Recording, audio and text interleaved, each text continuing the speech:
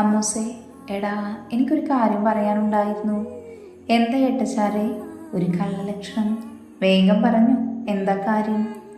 അതെ അമ്മുവേ, എനിക്കില്ലേ കേരളത്തിലൊരു കേസ്, ഉടനെ അങ്ങോട്ട് പോകണം. അതാ. അതുവരെ കുസൃതി നിറഞ്ഞു നിന്നിരുന്ന അവളുടെ കണ്ണുകളിൽ നനവ് സ്ഥാനം പിടിച്ചു. അവൾ കണ്ണുകൾ നിറച്ചുകൊണ്ട് അവനെ നോക്കി പറഞ്ഞു, ഏട്ടച്ചാരെ പോണ്ട, എനിക്ക് കാണാതെ പറ്റില്ല കേട്ടോ. അമ്മൂസ് പാവാണ്, ഇനി ഏട്ടനോട് വഴക്ക് കൂടൂല, സത്യം. കൊച്ചുകുട്ടികളെ പോലെ തന്നെ ചുറ്റിപ്പിടിച്ചു നിൽക്കുന്ന കുഞ്ഞനുജത്തിയെ അവൻ തന്നോട് ചേർത്ത് പിടിച്ചു. പെട്ടെന്നവൻ അവളിൽ നിന്ന് അകന്നു മാറി അവിടെ നിന്നും പോയി അകന്നു. ഏട്ടാ, അവൾ ഞെട്ടി ഉണർന്നു. അവളുടെ കണ്ണുകൾ നിറഞ്ഞിരുന്നു. അവൾ കണ്ണുകൾ അമർത്തി തുടച്ചു ഫോണെടുത്ത് ഗൗരിയമ്മയെ വിളിച്ചു. ശേഷം ഫ്രഷാവാൻ കയറി. ഞാൻ എഴുന്നേറ്റ് ഫ്രഷായി താഴേക്ക് പോയി. എല്ലാവരുടെയും ഒപ്പം ഫുഡ് കഴിച്ച് റെഡിയാവാനായി റൂമിലേക്ക് പോന്നു. റൂമിലെത്തി അലമാര തുറന്ന് ഞാനൊരു ബ്ലൂ കളർ ഹാഫ് ടോപ്പും ലൈറ്റ് ബ്ലൂ ജീൻസും എടുത്തു. മുടി പോണി കെട്ടി ഒരു കുഞ്ഞ് കമ്മലും മാലയും എടുത്തിട്ട് താഴോട്ടിറങ്ങി. എല്ലാവരോടും യാത്ര പറഞ്ഞ് ഞാൻ കോളേജിലേക്ക് പുറപ്പെട്ടു. പോകുന്ന വഴിക്ക് ഇന്നലെ കച്ചറുണ്ടായ സ്ഥലത്തെത്തിയപ്പോൾ ഞാൻ അറിയാതെ മന്ത്രിച്ചു, റൗഡി. എൻ്റെ ചുണ്ടിലൊരു പുഞ്ചിരി തെളിഞ്ഞു. അങ്ങനെ കോളേജിലെത്തി ക്ലാസ്സിലേക്ക് നടന്നു. ക്ലാസ്സിലെത്തിയപ്പോൾ നമ്മുടെ ടീം പ്രസൻ്റാണ്. വേഗം അവരുടെ അടുത്തേക്ക് വെച്ചു പിടിച്ചു. എല്ലാവരും ഉണ്ടല്ലോ. അതെ, വന്നു അമ്മൂട്ടി. ഞാൻ അവളെ നോക്കി ഒന്ന് പുഞ്ചിരിച്ചു. എടി ആദു, നിന്റെ ചേട്ടനും ഇന്നലെ വന്നില്ലല്ലോ, എന്താ കാര്യം? ഓ, അവരെവിടെയെങ്കിലും പോട്ടടാ, ഒരു ഏട്ടന്മാർ വന്നേക്കുന്നു. എടാ ആദു, ഇവൾക്കിതെന്താ പറ്റിയേ? അല്ലെങ്കിൽ അവരുടെ കാര്യം പറയുമ്പോൾ 100 നാവാണല്ലോ. Something fishy. ഒന്നുമില്ലടാ, ഒരു ചിന്ന പിണക്കം. ഓ, അതാണോ കാര്യം? എന്താ സംഭവം? അത്ര വലിയ പ്രശ്നമൊന്നുമില്ല. മിനിഞ്ഞാന്നുണ്ടായ അടിപിടിയില്ലേ, എടാ മറ്റേ ആ മാഴിയുമായുള്ള. അതും ഇതും തമ്മിൽ എന്നാ ബന്ധം? ഒന്ന് പറയട്ടെ. നീ പറ മുത്തേ. അത് നമ്മളറിഞ്ഞല്ലോ. ഇവള് പോയി അവരെ ബ്ലാക്ക് മെയിൽ ചെയ്തു. അതായത് അവരോട് അച്ഛനും വല്യച്ഛനും ഇതിനു മുൻപുണ്ടായ ഒരു പ്രശ്നത്തിൽ ലാസ്റ്റ് വാണിംഗ് കൊടുത്തായിരുന്നു.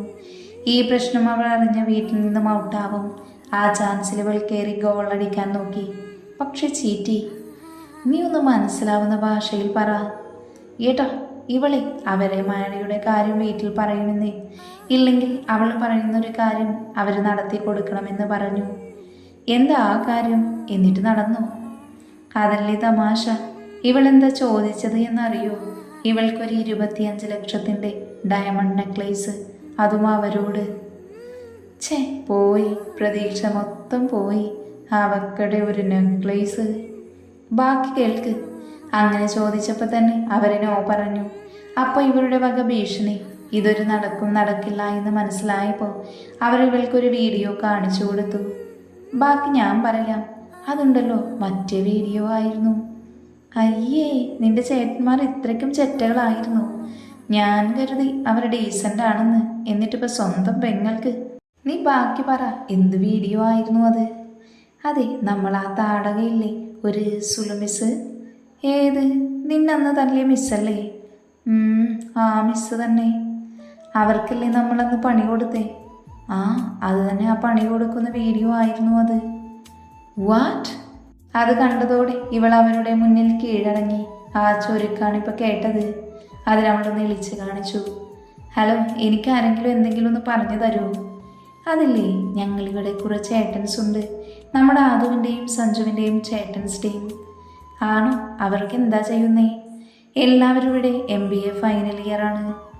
ഓഹോ, അപ്പോൾ ഇവിടെ തന്നെയാണോ പഠിക്കുന്നേ? പറഞ്ഞിട്ട് കാര്യമില്ല. അവരുള്ളതുകൊണ്ട് എൻ്റെ കച്ചറ സ്വഭാവം എടുക്കാൻ സാധിക്കുന്നില്ല. ഫുള്ള് പാരയാണവർ. പിന്നെ ആകെയുള്ള ആശ്വാസം ഞങ്ങളെപ്പോലെ ഇവർക്കും അവർ പാരയാണെന്നുള്ളതാ. അപ്പം ഇവരുടെ ഫാമിലിയായൊക്കെ അവർക്ക് പരിചയമുണ്ടോ? ഉണ്ട്. ഈ രണ്ടെണ്ണത്തിനെ പരിചയപ്പെട്ടത് മുതൽ ഞങ്ങളുടെ കണ്ടകക്ഷണി തുടങ്ങി. ഇനി നിൻ്റെയും. അജു ആദുവിനെയും സഞ്ജുവിനെയും നോക്കി പറഞ്ഞു. അവർ ഞങ്ങളെ നോക്കി ക്ലോസപ്പ് ഇട്ടൊന്ന് നിൽക്കുക. അപ്പോഴാണ് ക്ലാസ്സിലേക്ക് ടീച്ചർ വന്നത്. അപ്പം ഞങ്ങൾ ഡീസൻ്റായി. മിസ്സ് ക്ലാസ് എടുത്തു. അങ്ങനെ ലഞ്ച് ബ്രേക്ക്. അല്ല, എങ്ങോട്ടാ? വേറെങ്ങോട്ടാ? ക്യാൻറ്റീനിലേക്ക്. Oh, okay. അങ്ങനെ ക്യാൻറ്റീനിലെത്തി ഫുഡ് ഓർഡർ ചെയ്തിരിക്കുമ്പോഴാണ് അഞ്ജു അത് ചോദിച്ചത്. അല്ല, ഇന്നും ഏട്ടൻസ് ഇല്ലല്ലോ, വന്നില്ലേ? ഓ ഉണ്ടല്ലോ, അവിടെ എവിടെയെങ്കിലും കാണും. അല്ല, എനിക്ക് ആ ചേട്ടൻസ് ആരാന്ന് പറഞ്ഞു തരുമോ? ഞാൻ പറഞ്ഞു തരാം. സാരംഗ് വർമ്മ, എൻ്റെ ഒരേ ഒരു അണ്ണൻ. സച്ചു എന്ന് എല്ലാവരും വിളിക്കും. അടുത്തത് നമ്മുടെ കോളേജ് ചെയർമാൻ വിഷ്ണുറാം വർമ്മ, എല്ലാവരുടെയും വിച്ചു. ദീപക് മേനോൻ എന്ന ദീപു, യാദവ് കൃഷ്ണ എന്ന യദു, നവീൻ കുമാർ എന്ന നവി, ആരവ് നായർ എന്ന അവി, പിന്നെ നമ്മുടെ ആദവിൻ്റെ ഏട്ടൻ കോളേജ് ഹീറോ ആദിത്യദേവ് വർമ്മ, എല്ലാവരുടെയും ആദി. ആദിദേവ്? എൻ്റെ മനസ്സ് വീണ്ടും മന്ത്രിച്ചുകൊണ്ടിരുന്നു. ആ പേര് കേൾക്കും തോറും മനസ്സിൽ ആ റൗഡിയുടെ മുഖം തെളിഞ്ഞു വന്നു. എന്തോ എനിക്കിതുവരെ അറിയാത്തൊരു വികാരം എന്നെ മൂടുന്നത് ഞാൻ അറിഞ്ഞു. നീ അവരെ ഒന്നും കണ്ടില്ലല്ലോ, നമുക്കിന്ന് ഉച്ചയ്ക്ക് കാണാം. അങ്ങനെ ഞങ്ങൾ ഫുഡ് കഴിച്ച് ക്ലാസ്സിൽ കയറിയതും ബെല്ലടിച്ചു. അങ്ങനെ സാറുമാരും വന്നു. ഉച്ചയ്ക്ക് ഞങ്ങൾ ക്യാൻറ്റീനിൽ പോയി ഫുഡ് കഴിച്ച് ഗ്രൗണ്ടിലേക്ക് പോകുന്ന വഴിയാണ് അവിടെ ഒരാൾക്കൂട്ടം കണ്ടത്. എല്ലാവരും അങ്ങോട്ട് ഓടുന്നുണ്ട്. പിന്നെ ഞങ്ങളും അങ്ങോട്ടേക്ക് വെച്ചു പിടിച്ചു. അവിടെ 2 ടീമുകൾ അടിയുണ്ടാവുകയാണ്. അടുത്തൊരു പെൺകുട്ടിയുമുണ്ട്. അവൾ തല താഴ്ത്തി നിൽക്കുന്നു. ഞാൻ നമ്മുടെ ചാൻസിനെ ഒന്ന് നോക്കി. ഞാൻ ഇതൊക്കെ എത്ര കണ്ടതാ എന്ന ഭാവമാണ് അവരുടെ മുഖത്ത്.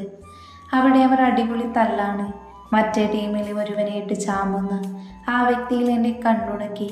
എൻ്റെ കണ്ണുകളൊന്ന് കുറുകി. അയ്യോ, ഇതാ റൗഡിയല്ലേ? അതെ, ഇവനെന്താ ഇവിടെ? ഇനി എൻ്റെ മനസ്സ് പറയും പോലെ ഇതാണോ ആദവിൻ്റെ ഏട്ടൻ? ഞാൻ മനസ്സിലോർത്തു.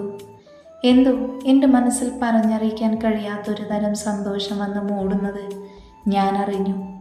അവിടെ ഒരു ശബ്ദം കേട്ടാണ് ഞാൻ സ്വപ്ന ലോകത്ത് നിന്നും തിരിച്ചു വന്നത്. നോക്കുമ്പോൾ പ്രിൻസി വന്നു. 2 ടീമിനെയും വിളിച്ചുകൊണ്ട് പോയി. കൂടെ ആ കുട്ടിയെയും. നമ്മുടെ ടീമും അവരെ പിന്നാലെ വെച്ചു പിടിച്ചു. പ്രിൻസിയുടെ റൂമിൽ 2 ടീമും 2 സൈഡിൽ നിരന്നു നിൽക്കുന്നു. നടുവിലായി ആ കുട്ടി തല താഴ്ത്തി നിൽക്കുന്നു. എന്താ ആദ്യം ഇത്? വിഷ്ണു, കോളേജ് ചെയർമാൻ തന്നെ ഇങ്ങനെ തുടങ്ങിയ ഞാനെന്താ വേണ്ടേ? സർ, ഇവിടെ ഈ കുട്ടിയോട് മോശമായി പെരുമാറിയത് ചോദിക്കാൻ പോയ നവിയെ ഇവന്മാർ തല്ലി. ഞങ്ങളുടെ കൂടെയുള്ള ഒരുവനെ തല്ലിയാൽ പിന്നെ ഞങ്ങൾ നോക്കി നിൽക്കില്ല. അതെ സർ, ഇവനാണ് ആദ്യം ഇങ്ങോട്ട് വന്ന് പ്രശ്നം ഉണ്ടാക്കിയത്. ആദ്യമൊന്നും മിണ്ടാതെ അവരുടെ സംസാരം കേട്ടിരുന്നു. എന്താ, നിങ്ങൾക്കൊന്നും പറയാനില്ലേ? പ്രിൻസി മറ്റേ ടീമിനെ നോക്കി ചോദിച്ചു. ഇല്ല സാർ. അവരുടെ എല്ലാവരുടെയും മുഖത്ത് ഒരു തരം പുച്ഛമായിരുന്നു. ഇത് കണ്ട് അവിടെ നിന്നവർക്ക് എല്ലാവർക്കും അങ്ങ് വലിഞ്ഞു കയറി. ആദിയുടെ ടീം ഇപ്പോൾ പൊട്ടുമെന്ന നിലയിലാണ് നിൽക്കുന്നത്. പ്രിൻസ് 2 ടീമിനെയും ഒന്ന് നോക്കിയ ശേഷം ആ പെൺകുട്ടിയോട് ചോദിച്ചു. എന്താ കുട്ടി, കുട്ടിക്ക് എന്തെങ്കിലും പറയാനുണ്ടോ? എന്തെങ്കിലും പരാതിയുണ്ടോ? ഇല്ല സർ, അവൾ തല താഴ്ത്തി നിന്ന് പറഞ്ഞു. ശരി, ഇത്തവണ ഇത് വെറുതെ വിട്ടിരിക്കുന്നു. കേട്ടല്ലോ, എല്ലാവർക്കും പോകാം. അവർ റൂമിൽ നിന്ന് പുറത്തേക്കിറങ്ങി. കുട്ടി പൊയ്ക്കോളൂ. അവൾ അവനായി ഒരു പുഞ്ചിരി സമ്മാനിച്ചുകൊണ്ട് നടന്നകന്നു. വാ. അവർ നേരെ വാഗച്ചുവട്ടിലേക്ക് നടന്നു. അവിടെയുള്ളൊരു വാഗമരത്തിന് ചുറ്റും കെട്ടി തറയിലിരുന്നു. അപ്പോഴാണ് നമ്മുടെ ആദവും ടീമും അവിടെ എത്തിയത്. ഹായ് ചേട്ടൻസ്. ആ, എത്തിയല്ലോ കാന്താരി. അവൾ മാത്രമല്ല, ഞങ്ങളും ഇവിടെ ഉണ്ടേ. ഓ, കണ്ടേ. അപ്പോഴാണ് അവൻ നമ്മുടെ അമ്മുവിനെ കാണുന്നത്. എടാ ആദി, ഇതാരടാ? അതെ, ഞങ്ങളുടെ പുതിയൊരു ഫ്രണ്ടാണ് ചേട്ടാ. അതെ, ആര്യ ചന്ദ്രശേഖർ. ആ പേര് കേട്ട പാതിയുടെ ഉള്ളിൽ എന്തോ ഒന്ന് വന്ന് തറഞ്ഞതുപോലെ അവൻ അവളെ ഒന്ന് നോക്കി. അവളും അവനെ നോക്കി നിൽക്കുകയായിരുന്നു. അവരുടെ കണ്ണുകൾ ഇടഞ്ഞു. പെട്ടെന്ന് തന്നെ അവൾ നോട്ടം പിൻവലിച്ചു. അവൻ അവളെ സംശയരൂപത്തിൽ ഒന്ന് നോക്കി. എവിടെയോ കണ്ടതുപോലെ ആദ്യം മനസ്സിലോർത്തു. എടാ, എവിടെയോ കണ്ടതുപോലെ ഉണ്ടല്ലോ. അതേടാ. എല്ലാവരും അവളെ സംശയത്തോടെ നോക്കി. അവൾ നന്നായി നെളിച്ചു കാണിച്ചു. എടാ, ഇത് അവളല്ലേ ഇന്നലെ റോഡിൽ വെച്ച് പ്രശ്നമുണ്ടാക്കിയ കാന്താരി? ആണോ കൊച്ചേ? അതെ. ഒരബദ്ധം, നാറ്റിക്കരുത്. അവന്മാരെല്ലാവരും ആദ്യം ഒന്ന് നോക്കി. അവൻ അവളെ നല്ലോണം നോക്കി പേടിപ്പിക്കുന്നുണ്ട്. എല്ലാവരെയും നോക്കിയ ശേഷം അവൻ അവിടെ നിന്നും എഴുന്നേറ്റു. ഒപ്പം ബാക്കി ചേട്ടൻസും. അവർ പോയി കഴിഞ്ഞതും ഞങ്ങളെല്ലാവരും അമ്മുവിനെ പൊതിഞ്ഞു. എടി, ഞാൻ പറയുന്നതൊന്ന് കേൾക്കാനെന്ന് പറഞ്ഞു അവൾ തുടങ്ങി. എല്ലാം പറഞ്ഞതിന് ശേഷം അവൾ അവിടെ പോയിരുന്നു. എന്നാലും നീ അത്രയൊക്കെ പറഞ്ഞിട്ടും ചേട്ടൻ നിന്നെ തല്ലാതെ വിട്ടതിൽ എന്തോ ഇല്ലേ? എന്ത്? എടാ, ഇവളുടെ ഏട്ടൻ്റെ സ്വഭാവം വെച്ച് നിനക്ക് 2 പൊട്ടേൻ്റെ ടൈമൊക്കെ കഴിഞ്ഞു. അപ്പം പിന്നെ ഇതിലെന്തോ ഉണ്ട്. നീ എന്തൊക്കെയാ പറയുന്നേ? മനുഷ്യന് മനസ്സിലാവുന്ന ഭാഷയിൽ പറഞ്ഞു തുറക്കടാ. എടി, ഇവർ പറഞ്ഞു വരുന്നതേ നിനക്കിതുവരെ കത്തിയില്ലേ? ഇല്ല, എനിക്കും കത്തിയില്ല. എനിക്ക് കത്തി. ഓ, ആരെങ്കിലും ഒന്ന് പറയൂ. അതിൽ വേറൊന്നുമല്ല, ഏട്ടൻ നിന്നോടൊരിത്. ഏത്? പിന്നെ അവർ പറഞ്ഞത് കേട്ട് ഞാനൊന്ന് ഞെട്ടിപ്പോയിരുന്നു. എടാ ദക്ഷു, ആദ്യേട്ടൻ ഇവളോട് പ്രേമമാണെന്ന് അവർ പറഞ്ഞു വരുന്നത്. എന്ത്? അതേടാ, മനസ്സിലായില്ലേ? പ്രണയം, ലവ്, ഇഷ്ക്, കാതൽ എന്നൊക്കെ പറയും. ഇപ്പം മനസ്സിലായോ? എടാ, നിങ്ങൾക്ക് വെറുതെ തോന്നിയതാവും ആദ്യേട്ടൻ. ഏയ് ഇല്ല, തോന്നിയതാ. ഒന്ന് പോയടി, അവളുടെ ഒരു തോന്നൽ. ഇതിലത് തന്നെയാണ്. അല്ലെങ്കിൽ അങ്ങേരെന്നെ ഇവൾക്ക് തല്ലാഞ്ഞേ. അതും ശരിയാ. നിനക്ക് ഓർമ്മയില്ലേ ആ നിമിഷം അന്ന് ചേട്ടനോട് എന്തോ തട്ടിക്കയറി പറഞ്ഞപ്പോൾ അവളുടെ കരണം നോക്കിയൊന്ന് പൊട്ടിച്ചത്? അത് തന്നെ ഞാനും പറയുന്നേ. ഇവളുടെ എന്തോ ഒരു ചെറിയ സ്പാർക്ക് അടിച്ചോ എന്നൊരു സംശയം. അവരുടെ സംസാരം കേട്ടിരുന്ന എൻ്റെ ചുണ്ടിൽ ഒരു പുഞ്ചിരി തെളിഞ്ഞു. എന്തോ ഞാൻ ആഗ്രഹിച്ചത് കിട്ടിയതുപോലെ ഒരു സംതൃപ്തി എന്നിലേക്ക് വന്നു ചേരുന്നത് ഞാൻ അറിഞ്ഞു. അത് സമൃദ്ധമായി മറച്ചുകൊണ്ട് ഞാൻ പറഞ്ഞു, അതൊക്കെ അവിടെ നിൽക്കട്ടെ. നിങ്ങളുടെ ചേട്ടന്മാർ അടികൂടിയ അലവന്മാരൊക്കെ ആരാ? അവന്മാരാണ് ഈ കോളേജിലെ പുറംപോക്ക്. എന്താ? എടി, അവന്മാരാണ് ഇവിടെയുള്ള മിക്ക പ്രശ്നങ്ങൾക്കും ആധാരം. അതായത് കള്ള്, കഞ്ചാവ്, പെണ്ണുപിടി തുടങ്ങിയ അവന്മാർക്കില്ലാത്ത വൃത്തികേടില്ല എന്ന് വേണമെങ്കിൽ പറയാം. ഇവരാണിവിടെ ഡ്രഗ് സപ്ലൈ ചെയ്യുന്നത്. ഞങ്ങൾ നേരിട്ട് കണ്ടതാ ഇവർ ഡ്രഗ്സ് യൂസ് ചെയ്യുന്നത്. അത് ഞങ്ങൾ വിച്ചു ചേട്ടനോട് പറഞ്ഞു, ചേട്ടൻ ആദ്യേട്ടനോടും. അന്ന് തുടങ്ങിയതാണ് 2 ടീമും തമ്മിലുള്ള പ്രശ്നം. ഇവർക്കെതിരെ തെളിവുകൾ ഇതുവരെ ഏട്ടന്മാരുടെ കയ്യിൽ കിട്ടിയിട്ടില്ല. ഇവന്മാർ താൻ ഇച്ചറ്റകളാണ്. ഞങ്ങളെ കാണുമ്പോൾ അവന്മാർക്ക് ഭയങ്കര ചൊറിച്ചിലാ. ഒരു ദിവസം ആദ്യേട്ടൻ നല്ലോണം ഒന്ന് പൊട്ടിക്കും. അതുവരെ ഇവന്മാർ ഇവിടെ കിടന്ന് വിലസുള്ളൂ. ഓഹോ, അപ്പം അങ്ങനെയാണ് കാര്യങ്ങളുടെ കിടപ്പ്. അല്ല, അവന്മാരുടെയൊക്കെ പേരെന്നാ? ആ ടീം ലീഡർ സിദ്ധാർത്ഥ് വർമ്മ. അച്ഛൻ സന്തോഷ് വർമ്മ മിനിസ്റ്ററാണ്. അമ്മയില്ല. പിന്നെ അർജുൻ ശേഖർ. അച്ഛൻ ശേഖർ ബിസിനസ്സാണ്. അമ്മ വീട്ടമ്മ. ഇവർ കസിൻസാണ്. പിന്നെ കിരൺ, അമൻ, ജീവ, നിമിഷ, ഇന്ദു, വേണി എല്ലാം അത്യാവശ്യം പിടിപാടുള്ള കുടുംബത്തിലെയാണ്. അതിൻ്റെ എല്ലാ ചെറ്റത്തരവും അവരുടെ കയ്യിലുണ്ട്. അല്ല, നിനക്കിവരെ പറ്റി എങ്ങനെ ഇത്ര അറിവ്? എടി, ഇവർ ഞങ്ങളുടെ ബിസിനസ് എനിമീസാണ്. അതാ ഇത്രയും ജ്ഞാനം. ഓഹോ, അപ്പിടിയാ. വാ, ക്ലാസ്സിൽ പോവാം, ഇപ്പം മിസ് വരും. ഇതേ സമയം സിദ്ധുവും കൂട്ടരും. എടാ, ഇതവളല്ലേ ഇന്നലെ നീ കണ്ട പെൺകൊച്ച്? ഇവളെന്താ അവരുടെ കൂടെ? അതുവഴി പോകുന്ന അമ്മുവിനെയും ടീമിനെയും അർജുൻ നോക്കി പറഞ്ഞു. ആടാ, ഇതവൾ തന്നെ. ഇവള് 2nd ഇയറിലായിരുന്നു. അപ്പോഴാണ് അവിടേക്ക് നിമിഷയും ബാക്കി 2 ബാലുകളും വന്നേ. എന്താടാ ഒരു വശപ്പിശക്? എടി, ആതിരയുടെ ടീമിലൊരു പുതിയ കുട്ടിയുണ്ടല്ലോ. ആരാ അത്? ഓ, അത് ആര്യ എന്ന കുട്ടിയുടെ പേര് അവരുടെ ക്ലാസ്സിലാണ്. ഇന്നലെ വന്നതേ ഉള്ളൂ. എന്താടാ സിദ്ധു ഒരു വഷളം ശരി? അവൾ അവനെ നോക്കി ചിരിച്ചുകൊണ്ട് ചോദിച്ചു. അറിയില്ല മോളെ, എന്തോ അവളെ നേടണമെന്ന് മനസ്സ് പറയുന്നു. അവൻ അതേ ചിരിയോടെ പറഞ്ഞു. ശേഷം അമ്മ പോയ വഴിയെ ഒന്ന് നോക്കി. അവൻ്റെ മറുപടി കേട്ട് അവരെല്ലാവരും പരസ്പരം നോക്കി ഒന്ന് ചിരിച്ചു. എന്തായാലും അവളൊരു സുന്ദരി തന്നെയാണ്. ആ കൂട്ടത്തിലുള്ള എല്ലാത്തിനെയും നല്ല ഭംഗിയാണ്. പക്ഷേ ഇവൾക്കെന്തോ ഒരു സ്പെഷ്യാലിറ്റി. അതെ, എല്ലാം ഒന്നിനൊന്ന് മെച്ചം. എന്നെങ്കിലും എല്ലാത്തിനെയും നമുക്ക് കിട്ടും. അതും പറഞ്ഞവർ ക്ലാസ്സിലേക്ക് നടന്നു. ഇതേ സമയം ആദി. ഞാൻ നേരെ വന്നത് എൻ്റെ ബുള്ളറ്റിൻ്റെ അടുത്തേക്കാണ്. തിരിഞ്ഞു നോക്കി ഞാൻ അവന്മാരോട് പറഞ്ഞു, നിങ്ങൾ ക്ലാസ്സിൽ കയറിക്കോ, ഞാനിപ്പോൾ വരാം. പ്ലീസ്, ഒറ്റയ്ക്ക് പോകണം എനിക്ക്. അവളുടെ മറുപടി കാത്തു നിൽക്കാതെ ഞാൻ വണ്ടിയെടുത്ത് ബീച്ചിലേക്ക് വന്നു. അവിടെയുള്ള ഒരു ബെഞ്ചിൽ ചാരി കണ്ണടച്ചിരുന്നു. പെട്ടെന്ന് അവൻ്റെ മുന്നിലൊരു ചെറുപ്പക്കാരനും പിന്നെ ഒരു നുണക്കുഴിക്കാരിയും തെളിഞ്ഞു വന്നു. അവർ പരസ്പരം കൈകോർത്ത് കടൽ നോക്കിയിരിക്കുകയായിരുന്നു. അപ്പോഴാണ് അവളുടെ ഒരു ചോദ്യം. ആദി, നീ എന്നെ വിട്ട് ഒരിക്കലും പോവില്ലല്ലോ അല്ലേ? അവൾ കടലിലേക്ക് നോക്കി അവനോട് ചോദിച്ചു. അവൻ അവളെ ഒന്ന് നോക്കിയ ശേഷം അവളുടെ മുഖം കൈക്കുമ്പിളെടുത്തു. എന്നിട്ട് അവളുടെ കണ്ണുകളിൽ നോക്കി പറഞ്ഞു, മരണത്തിനല്ലാതെ നമ്മളെ പിരിക്കാൻ ആർക്കും സാധിക്കില്ല പ്രിയ. നിന്റെ നല്ല പാതയായി ഞാൻ ഇന്നും നിന്നോട് ചേർന്ന് ഇങ്ങനെ ഉണ്ടാവും. അവളെ തന്നോട് ചേർത്ത് പിടിച്ചുകൊണ്ട് അവൻ പറഞ്ഞു. പെട്ടെന്നാണ് ഫോൺ അടിച്ചത്. ഞാൻ ഞെട്ടി കണ്ണു തുറന്ന് ചുറ്റും നോക്കി. അപ്പോഴാണ് ബീച്ചിലേക്ക് വന്ന കാര്യം എനിക്ക് ഓർമ്മ വന്നത്. ഞാൻ ഫോൺ നോക്കിയപ്പോൾ വിച്ചുവാണ് വിളിച്ചത്. കോൾ എടുത്തു. എടാ നീ ഇതെവിടെയാണ്? എടാ ഞാൻ ബീച്ചിലുണ്ട്. എന്താടാ അവിടേക്കാണെന്ന് പറഞ്ഞ പോയാൽ തെണ്ടി. ഇപ്പോൾ വരാമെന്ന് പറഞ്ഞു പോയിട്ട് 1 മണിക്കൂർ കഴിഞ്ഞു. അതാ വിളിച്ചത്. ഞാൻ ഇപ്പോൾ വരാം, നീ ഇപ്പോൾ ഫോൺ വയ്ക്ക്. ഓക്കേടാ വേഗം വാ. അവൻ ഫോൺ വെച്ച് വീണ്ടും ഞാൻ കണ്ണുകളടച്ചു. എന്നാൽ ഇപ്പം എൻ്റെ മുന്നിൽ തെളിഞ്ഞു വന്ന ചിത്രം ആ ഉണ്ടക്കണ്ണിയുടെയാണ്. അവൾ തന്നെ, നിങ്ങളുടെ ആര്യ. എന്തോ അവൾ അടുത്ത് വരുമ്പോൾ എനിക്ക് നഷ്ടപ്പെട്ടതെന്തോ എന്നിലേക്ക് തിരിച്ചു വന്നതുപോലെ. ഞാൻ പെട്ടെന്ന് എഴുന്നേറ്റ് വീട്ടിലേക്ക് വിട്ടു. ഇതേ സമയം അമ്മു. അങ്ങനെ ക്ലാസ്സൊക്കെ കഴിഞ്ഞ് ഞാൻ അവരോടൊക്കെ യാത്ര പറഞ്ഞ് വീട്ടിലേക്ക് പുറപ്പെട്ടു.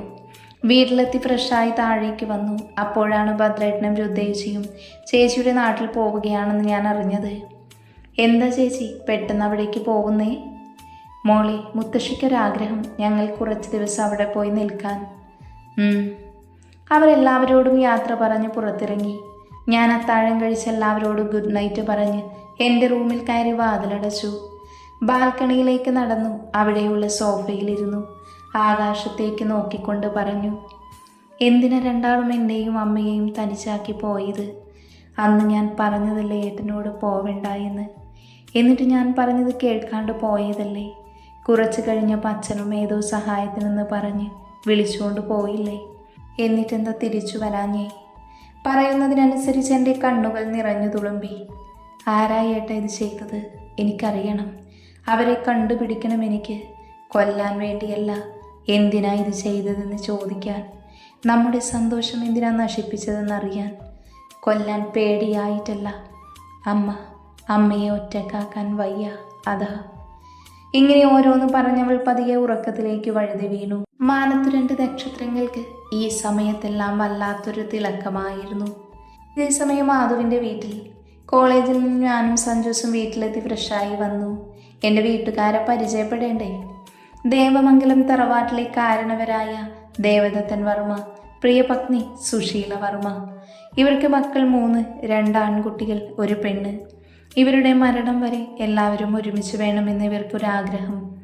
അതുകൊണ്ട് മക്കളും കുടുംബവും ഇവിടെ തന്നെയാണ് താമസം. നന്ദദേവ് വർമ്മ ബിസിനസ്മാൻ, ഭാര്യ ശ്രീദേവി വർമ്മ ഡോക്ടറാണ്. ഇവർക്ക് 2 ആൺകുട്ടികളും 1 പെണ്ണും. മൂത്തത് കൃഷ്ണദേവ് വർമ്മ, ഇവരുടെ കമ്പനി MD. ഭാര്യ വർമ്മ കൃഷ്ണദേവ് വർമ്മ അവിടെ തന്നെ മാർക്കറ്റിംഗ് ഹെഡാണ്. 1 മോന് അർണവ് കൃഷ്ണദേവ് വർമ്മ. രണ്ടാമത്തേത് ആദിദേവ് വർമ്മ. മൂന്നാമത്തെ സുന്ദരിയും സുശീലയുമായ ഈ ആതിരാദേവ് വർമ്മ. ദേവനന്ദ രഘുറാം വർമ്മ വീട്ടമ്മയാണ്.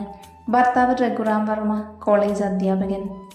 ദേവമംഗലവക കോളേജ് നോക്കി നടത്തുന്നു. 1 പെണ്ണും 1 ആണും. Vishnuram Varma Varshapriya. 3 Kashidev Varma city police commissioner. ഭാര്യ സീതാ വർമ്മ വീട്ടമ്മ. 2 മക്കൾ സാരംഗ് വർമ്മ, സഞ്ജന വർമ്മ. ഇതാണ് എൻ്റെ കുടുംബം. ഏട്ടൻ വീട്ടിലെത്തിയെന്ന് വിളിച്ചു പറഞ്ഞു. എല്ലാവരും ഫുഡ് കഴിച്ച് ഗുഡ് നൈറ്റും പറഞ്ഞ് അവനവൻ്റെ റൂമിലേക്ക് വിട്ടു. ഞാൻ സഞ്ജൂസിനെ കൂട്ടി എൻ്റെ റൂമിലേക്കും. എന്നിട്ട് അവളെയും കെട്ടിപ്പിടിച്ച് ഒറ്റ ഉറക്കം അങ്ങ് ഉറങ്ങി. അല്ല പിന്നെ. ആദി ഇന്നലെ ബീച്ചിൽ നിന്നും നേരെ വീട്ടിലേക്കാണ് വന്നത്. അതിനവന്മാരുടെ വക പൊങ്കാലയും ഏറ്റുവാങ്ങി കിടന്നു. നേരം വെളുത്തപ്പോൾ തന്നെ വിളിച്ചെഴുന്നേൽപ്പിച്ചു. ജോഗിങ്ങൊക്കെ കഴിഞ്ഞ് ഫ്രഷായി എല്ലാവരും ചേർന്ന് ഭക്ഷണം കഴിക്കുന്നതിനിടയിലാണ് അപ്പയുടെ വക ആ ചോദ്യം. എടാ കിച്ചു, ഇന്നലെ ഇവരുടെ കോളേജിൽ ഒരു അടിപിടി ഉണ്ടായി എന്നോ മറ്റോ കേട്ടല്ലോ, നീ അറിഞ്ഞായിരുന്നോ? അറിഞ്ഞായിരുന്നു അപ്പേ. എന്തോ പെണ്ണ് കേസാന്ന് അറിഞ്ഞേ. അതും കൂടി കേട്ടപ്പോൾ ഞാൻ വിച്ചുവിനെ ഒന്ന് നോക്കി. അവൻ എന്നെ നോക്കി നിൽക്കുക. ഞാൻ അവനോട് കണ്ണുകൊണ്ട് എഴുന്നേൽക്കാൻ പറഞ്ഞു. അവൻ തലയാട്ടിയ ശേഷം എല്ലാം എഴുന്നേൽക്കാൻ നോക്കി. പക്ഷേ എഴുന്നേറ്റ് അതേ സ്പീഡിൽ വീണ്ടും ചെയറിലിരുന്നു. നോക്കുമ്പോൾ ആ 2 കുരുപ്പുകൾ അവനെ പിടിച്ചു വെച്ചേക്കുക. അവൻ എന്നെ ദയനീയമായെന്ന് നോക്കി. ഞാൻ തലയ്ക്ക് കൈകൊടുത്ത് ഫുഡിൽ കോൺസെൻട്രേറ്റ് ചെയ്തു. എന്നിട്ട് എല്ലാവരെയും ഒന്ന് ഇടം കണ്ണിട്ട് നോക്കി. എല്ലാവരും എന്നെ തന്നെ നോക്കുക. അമ്മ ഇപ്പോൾ പൊട്ടുമെന്ന രീതിയിലാണ് നിൽപ്പ്. കയ്യിലൊരു ജഗ്ഗുമുണ്ട്. നിൽപ്പ് കണ്ട് അത് വെച്ച് എൻ്റെ തലയിൽ അടിച്ചു പൊളിക്കുമെന്ന് തോന്നുന്നു. മനസ്സിലായില്ലേ? I am trapped. ഞാൻ തലപൊക്കി എല്ലാവരെയും നോക്കി ഒന്ന് ഇളിച്ചു. ദാറ്റ് അവിഞ്ഞ ഇളി. അതില്ല മാമ, ഞങ്ങൾ അങ്ങോട്ട് പോയതല്ല. അവന്മാർ നമ്മുടെ നവിയെ തല്ലി. അതാ, വിച്ചു നിഷ്കുവായി പറഞ്ഞു. അതെ, അവരുടെ മുന്നിൽ നിന്നൊരു ജൂനിയർ പെൺകുട്ടി കരയുന്നത് കണ്ട് നവി പോയി കാര്യം അന്വേഷിച്ചു. അതിനവന്മാർ നവിയെ ഇട്ടൊന്ന് കുടഞ്ഞു. അത് കണ്ടുകൊണ്ട് എന്തുവെന്ന് പിന്നെ അവൻ ഞങ്ങളെ വിളിച്ചു. അങ്ങനെ അടിയായി. ഞാൻ അതേ ഇളിയോടെ പറഞ്ഞു. അമ്മ എന്നെ രൂക്ഷമായൊന്ന് നോക്കി അടുക്കളയിലേക്ക് പോയി. ബാക്കി എല്ലാവരും അവരവരുടെ ജോലിയിലേക്ക് തിരിഞ്ഞു.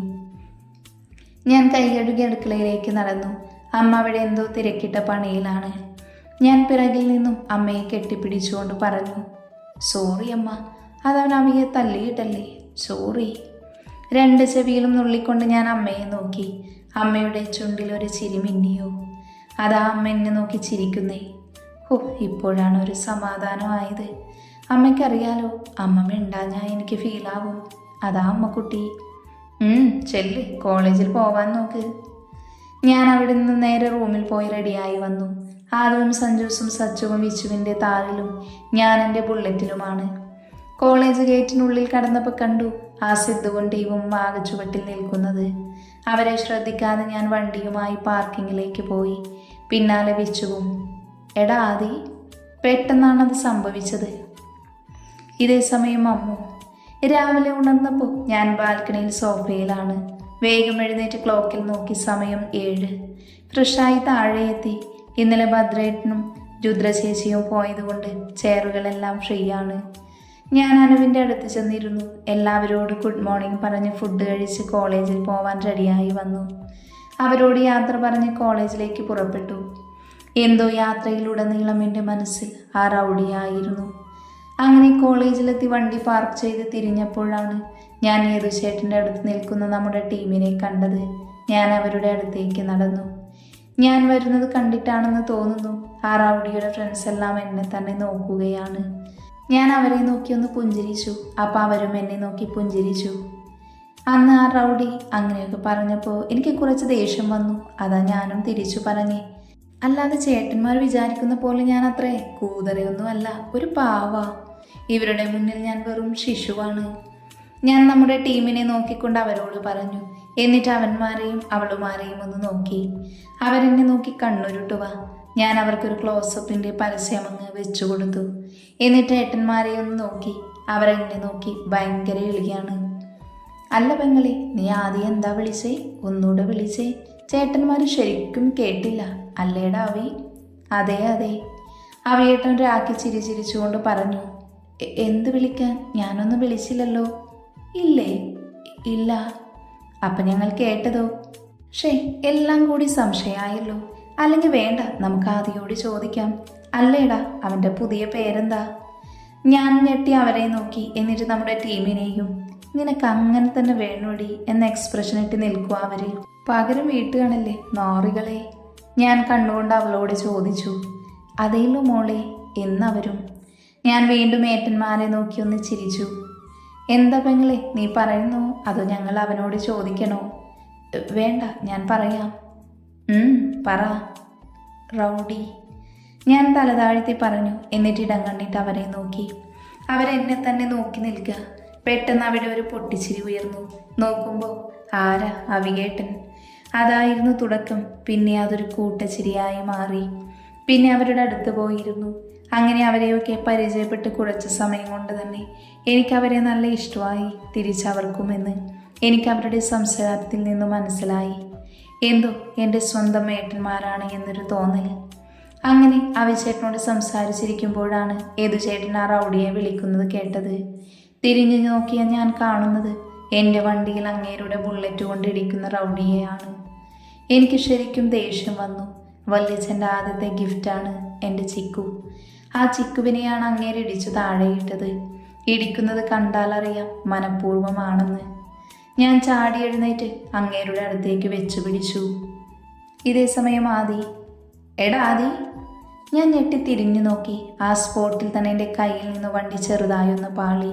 നോക്കിയപ്പോൾ ഒരു ഫസീനോയുടെ കാര്യം തീരുമാനമായി എന്ന് മനസ്സിലായി. എൻ്റെ വണ്ടി തട്ടിയത് നിലത്ത് നല്ല അന്തസ്സായി തന്നെ വീണിട്ടുണ്ട്. അവിടെ ഇവിടെയൊക്കെയാണ് ഓരോന്ന് പൊട്ടി. പിന്നെ പെയിൻറ് പോയി. ഞാൻ ആ വണ്ടി നിരീക്ഷിച്ച് നിൽക്കുമ്പോഴാണ് ഞാൻ തിരിഞ്ഞു നോക്കി. മുന്നിൽ നിൽക്കുന്ന ആളെ കണ്ട് ഞാൻ മനഃപൂർവ്വം മുഖം തിരിച്ച് വണ്ടി മുന്നോട്ടെടുത്തു. അപ്പം അതാ സാധനം എൻ്റെ മുന്നിൽ. മുഖം കണ്ടാലറിയാം ദേഷ്യത്തിലാണ്. എന്താടി? ഞാൻ അവളോട് വലിയ താല്പര്യമില്ലാതെ ചോദിച്ചു. എടോ, താൻ എന്തിനാടോ എൻ്റെ വണ്ടി തള്ളി താഴെയിട്ടേ? ഓ, ഇത് നിന്റെ വണ്ടിയായിരുന്നു. സോറി, അറിയാതെ താഴെയിട്ടതാ. അറിയാതെയോ? താൻ അറിഞ്ഞോണ്ടല്ലടോ ഇത് ചെയ്തേ, റൗഡി. എന്ത് റൗഡിയോ? ആരാടി നിന്റെ റൗഡി? അവിടെ അമ്മൂമ്മയുടെ ഒരു പാട്ട വണ്ടിയും കൊണ്ട് വന്നേക്കുന്നു. ദേ കൊച്ചേ, നീ നിന്റെ പാട് നോക്കിപ്പോ, എനിക്ക് വേറെ പണിയുണ്ട് എന്ന് പറഞ്ഞ് ഞാൻ ബുള്ളറ്റ് പാർക്ക് ചെയ്യാൻ വേണ്ടി വണ്ടിയുടെ കീ നോക്കിയപ്പോൾ കീ ഇല്ല. ഡോ, താൻ എന്നതാ തപ്പുന്നേ? ഇതാണോ? എൻ്റെ വണ്ടിയുടെ കീയും കയ്യിൽ വെച്ചുകൊണ്ട് അവൾ എന്നോട് ചോദിച്ചു. പിന്നെ ഇപ്പോൾ കോളേജ് മൊത്തം ഞങ്ങൾക്ക് ചുറ്റും നിൽക്കുക. ആ ധൈര്യത്തിലാണ് അവളെന്ന് എനിക്കറിയാം. കൊച്ചേ, കളിക്കല്ലേ, അതിങ്ങോട്ട് തന്നേക്ക്, വെറുതെ എൻ്റെ കൈ മെനക്കെടുത്താതെ. താൻ പോടോ റൗഡി. എൻ്റെ വണ്ടി ഇടിച്ചിട്ടതും പോരാ അയാളുടെ ഒരു വിരട്ടൽ. ഇയാൾ എന്തിനാ എൻ്റെ വണ്ടി തള്ളിയിട്ടത് എനിക്കിപ്പോൾ അറിയണം. എടീ, നിന്നോടല്ലേ പറഞ്ഞേ കീ തരാൻ? അവളുടെ ഒരു വണ്ടി. വേണ്ട വേണ്ട എന്ന് കരുതുമ്പോൾ തലേ കയറി ഡിസ്കോ കളിക്കുന്നു എന്നും പറഞ്ഞ് ഞാൻ ബുള്ളറ്റിൽ നിന്നും ഇറങ്ങി അവളുടെ അടുത്തേക്ക് നടന്നു. ഞാൻ വരുന്നുണ്ടെന്ന് കണ്ടതും അവൾ അവിടെ നിന്നും ഓടി. ഞാൻ അവളുടെ പിന്നാലെയും. അമ്മു. ഞാൻ അങ്ങേരുടെ അടുത്തുനിന്ന് ഓടി കോളേജിൻ്റെ ബാക്കിലെത്തി. അവിടെ നിന്ന് ശ്വാസം ആഞ്ഞു വിട്ടു. അങ്ങനെ നിൽക്കുമ്പോഴാണ് ആരോ എൻ്റെ കൈ പിടിച്ചു വലിച്ച ചുമരിനോട് ചേർത്ത് നിർത്തി. നോക്കുമ്പോൾ അതാണ് ആ റൗഡി. ജാങ്കോ, നീ അറിഞ്ഞ ഞാൻ പെട്ടു, അവൾ മനസ്സിലോർത്തു. ഞാൻ റൗഡിയുടെ ബുള്ളറ്റിൻ്റെ കീ എൻ്റെ വലത് കൈയിൽ പിടിച്ചു പുറകിലേക്ക് തിരിച്ചു വെച്ചു. എന്നിട്ട് റൗഡിയെ നോക്കി. അങ്ങേരെ എന്നെ തന്നെ നോക്കി നിൽക്കുക. ഞാനും ഒരു നിമിഷം ആ കുഞ്ഞി കണ്ണുകളിലേക്ക് നോക്കി നിന്നുപോയി. ആ കണ്ണുകളിൽ നോക്കുമ്പോൾ എനിക്ക് സ്വയം നഷ്ടമാവുന്നത് ഞാൻ അറിഞ്ഞു. ആ കണ്ണുകൾക്ക് എന്നോടെന്തോ പറയാനുള്ളതുപോലെ. എൻ്റെ കൈ ആരോ പിടിച്ചു വലിക്കുന്നത് അറിഞ്ഞാണ് ഞാൻ സ്വബോധത്തിലേക്ക് വന്നത്. നോക്കുമ്പോൾ റൗഡി എൻ്റെ കൈ പിടിച്ചു വെച്ച് വലിക്കുന്നു. ഞാൻ റൗഡിയെ എൻ്റെ ഇടത് കൈ കൊണ്ട് തല്ലാനും നുള്ളാനുമൊക്കെ നോക്കുന്നുണ്ട്. എവിടെ? മൂപ്പരൊന്നും അനങ്ങുന്ന പോലുമില്ല. അങ്ങനെ ദീർഘനേരത്തെ പരിശ്രമത്തിനൊടുവിൽ റൗഡി എൻ്റെ കയ്യിൽ നിന്നും ആ കീ വാങ്ങി. എന്നിട്ട് എന്നെ ഒന്ന് നോക്കി എൻ്റെ ഇടത്തെ കൈ പിടിച്ച് തിരിച്ചു. എന്താടി നിന്റെ വിചാരം? എന്നോടിനി നീ കളിക്കാൻ നിൽക്കരുത്, അവളുടെ ഒരു വണ്ടി എന്ന് പറഞ്ഞ് എൻ്റെ കയ്യിൽ നിന്ന് പിരിവിട്ട് അവിടെ നിന്ന് പോയി. ഞാൻ റൗഡി പിടിച്ചു തിരിച്ച കൈ ഒന്ന് നോക്കി. നല്ലോണം ചുമന്നിട്ടുണ്ട്. കാലമാടൻ റൗഡി എന്ന് പറഞ്ഞ് അങ്ങേരുടെ കാരണവന്മാരെ നല്ലോണം ഒന്ന് സ്മരിച്ചുകൊണ്ട് ഞാൻ അവിടെ നിന്നും നേരെ ക്ലാസ്സിലേക്ക് നടന്നു.